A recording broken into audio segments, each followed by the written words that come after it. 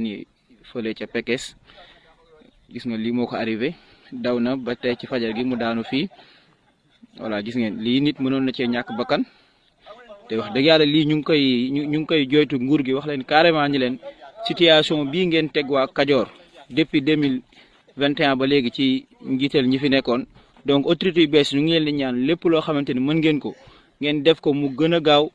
ba yoon bi nga xamante ni moo jógee Ngaay jëm Cilmaxa ngeen defar ko mu baax parce que itam askan bi ñu ngi sonn ñu ngi souffrir donc xool leen lii tey ci fajar gi nii tey ci fajar gi nii la lii xew donc dama doon dem nii Ngaay voilà ma yem ci gaare sama moto nii waxtaan ak ñoom pour ñu def benn vidéo wax autorités yi ne tali bi situation yii la ñu teg donc oto baa ngi nii lu nekk mënoon na cee xaj